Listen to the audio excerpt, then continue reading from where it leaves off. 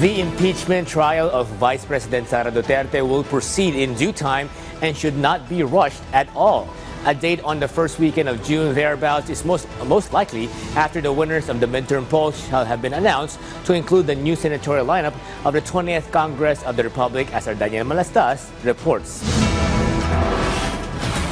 After this pronouncement from Senate President Francis Escudero yesterday, para mag-convene ang impeachment court, kailangan may sesyon ang Senado. Para manumpa ang impeachment judges, kailangan may sesyon ang Senado.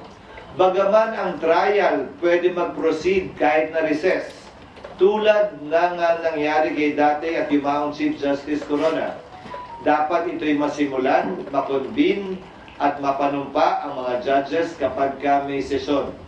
So kung may mangyayari mang aksyon o kaganapan kaugnay ito, yan ay mangyayari sa June 2, pag-resume ng Senado. The question now, is it allowed to have a special session to start the ball rolling on the impeachment trial? Former Senate President Franklin Drilon said the remedy is the President can call Congress to a special session for the Senate to perform its constitutional duty acting as an impeachment court. He added that calling Congress to a special session to tackle the impeachment complaint is the sole prerogative of the President, who cannot be questioned even by the Supreme Court. But Senate President Francis Escudero asked why and what is the problem and what is there to remedy. Escudero said the session resumes on June 2 and vows to take the impeachment up after approving their impeachment rules. Meanwhile, another question floated is, in case of impeachment conviction, who replaces the Vice President? So pwedeng pumili si Pangulong Marcos ng kongresista o senador na ang edad ay 40 years old and above.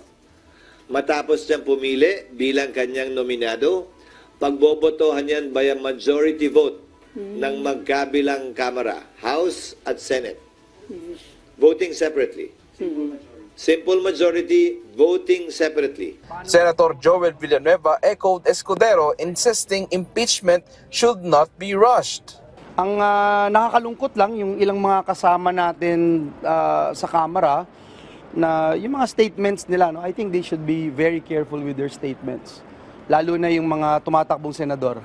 From PTV Manila, Daniel Malastas, Balitang Pambansa.